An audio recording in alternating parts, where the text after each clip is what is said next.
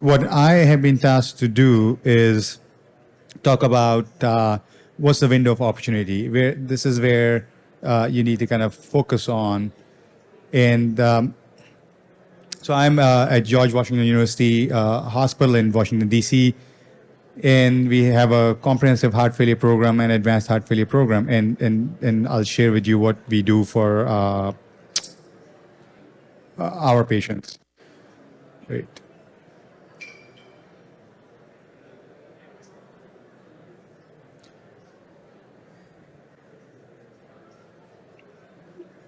All right.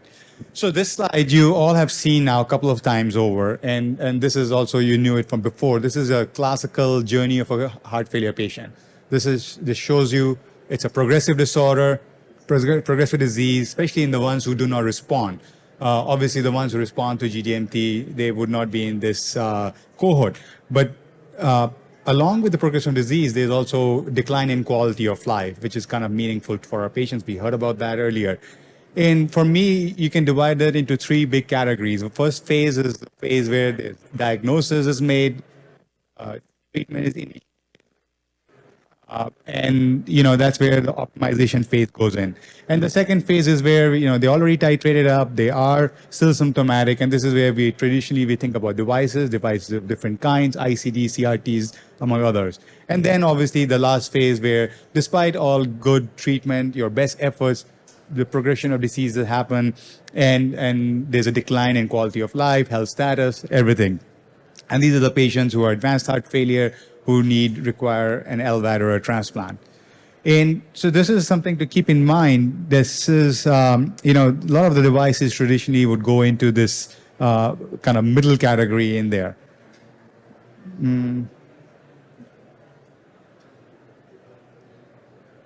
That being, okay, perfect. So as the previous speakers have mentioned, traditionally, I think this is our part of it is in our system. Whenever the new therapies come in, especially this pertains to motor devices, we tend to apply those new therapies in late patients, like late stage patients, advanced stage D patients, because we tend to think of them as rescue therapies, because somehow in our mind, and I'll be part of that cohort too, like as a heart failure cardiologist, because when we want to see where they would fit into your treatment paradigm, we start with experimenting at the later stage of the course, and that's a bad idea. If you heard about that, you don't want to wait till the end of the journey. You want, especially devices like this, which is, there is probably modulation of disease. Don't want to wait till a patient is stage D, advanced heart failure, needing a LVAD or a transplant. This is, where the common perception is, and when it specifically comes down to where does Barostim belong. In just like with any other new therapy, people feel it has to be late, something like late stage 3, late D. And again, late stage, I'm not saying that anything is wrong with late stage 3 patients. The question is, are we utilizing the right opportunity? Is this where the best results are going to be? Or do we need to think about something else? Do we need to thinking about an earlier window, as would be the case for other devices such as ICDs and CRTs? And this is where we need to kind of think about a broader window, where the patient is still in stage 2, stage 3 heart failure, where you have a chance to kind of institute this therapy, and then utilize that to see if there's a change in the trajectory of the heart failure patient or the course of the outcomes.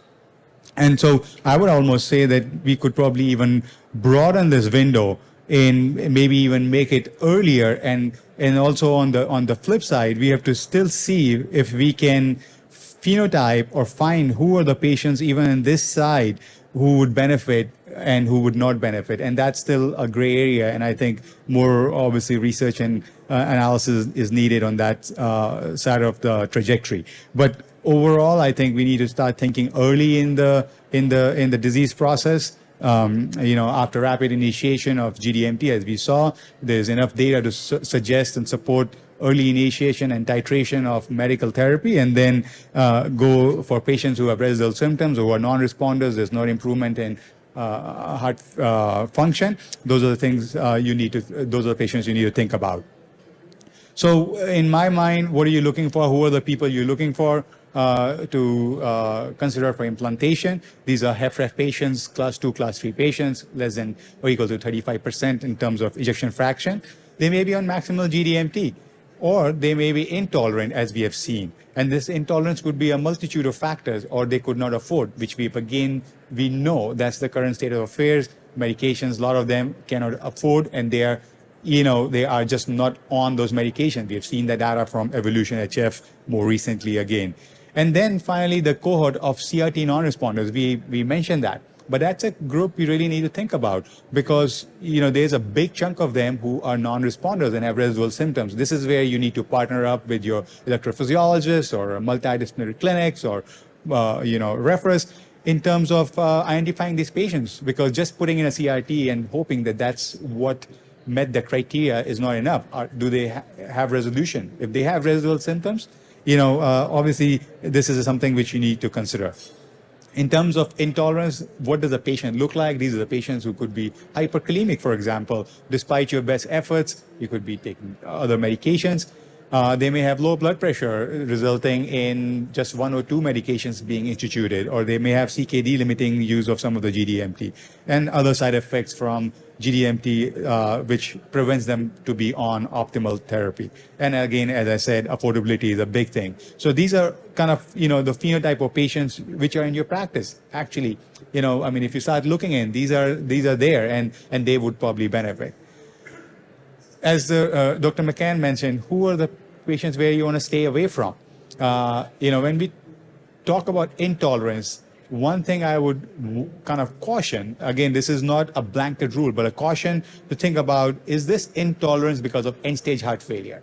Is this an end-stage, stage D patient who needs an LVAD or a transplant? That's the patient you want to stay away from for this particular therapy. But there are other reasons for intolerance. Those are all potential candidates for this therapy who may benefit from it. So just to kind of make sure they're not end stage, and also autonomic dysfunction, especially significant autonomic dysfunction. Other than that, you start thinking about identifying the rest of the cohort. Now, we heard a little bit about, how does this therapy fit into advanced heart failure clinic? Because obviously, there are clinics which are focused on advanced heart failure therapies, and they're all comers. And this is something what we use, and you have the data, and most of the advanced heart failure centers have, cardiopulmonary stress testing, right heart cath data. You can actually incorporate that into your practice. Again, this is not proven yet, but what we do, and I'll share with you in our practice, is we look at patients with heart failure who are referred over for advanced therapies, and we use those measures, CPST numbers and right heart cath numbers, and we put them to bins and say whether they have a poor prognosis or a good prognosis, short-term and long-term. And based on this permutation and combination, we actually consider, obviously, if they have a poor short-term and long-term prognosis, and based on CPST and right heart cath, they go in for LVAD and transplant. This way, you're not taking away a therapy from what's the right thing at that point. And the other hand, they may be the ones which we, historically say, oh, you know what, I'm going to repeat in 3 months and 6 months, come back. They go back. That's where you need to think about Barostim in those patients as well. So with this, the question is, where do you really identify these patients? Do you do it in an outpatient setting? Do you do it in an inpatient setting? Now, in an outpatient setting, this is where the bulk work is. Bulk of our patients we identify in an outpatient clinic.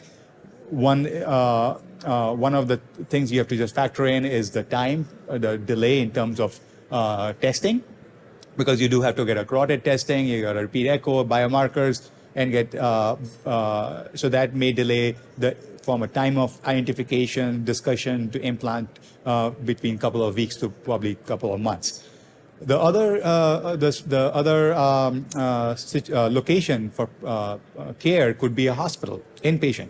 And this is where we identify the patients, and that could go into 2 categories. One, where you say, okay, patient is pretty stable, and I'm going to actually start the discussion, get some inpatient testing done, and then they come back and follow up in the outpatient setting, and then you schedule the implantation.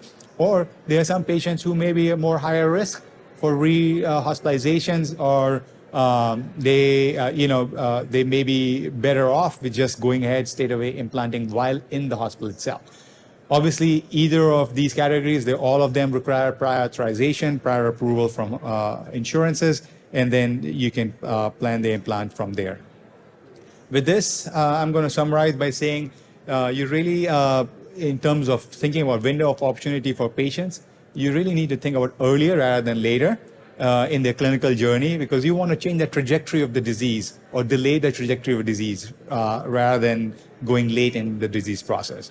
You need to tailor the care pathway based on your institutional flow, based on what you have, what kind of setting do you have. You have a comprehensive heart failure program or advanced heart failure center, and use the tools you have, such as right heart caths, cardiopulmonary stress test, 6-minute walk data, as we saw in Dr. McCann's presentation. Collaborate with your EP partners, because there are a lot of CRT patients who are non-responders, who just because they have a device doesn't mean that they are responding, and they need to do better. And then, in terms of where do you institute these therapies, match your phenotype and need for the specific patient to that. Some pitfalls to avoid, again, don't delay therapy till the end. We got to take that bias out for new therapies. Autonomic dysfunction, definitely you want to be careful on that. And then avoid slow and prolonged GDMT initiation and uptitration. Because this is key, because this is beyond just Barostim, right? We don't want to prolong medication uptitration, as we've seen, and the recommendations are pretty clear. And then don't overlook your patient's symptoms. This is like an inertia which we are responsible for as providers. This is where we miss, because when they come in, we think they're doing well. You really need to dig in, use the tools you have in your practice, whether the questionnaires, whether they are testing, to understand the symptom burden on the and also on quality of life, and use that to guide the decision making.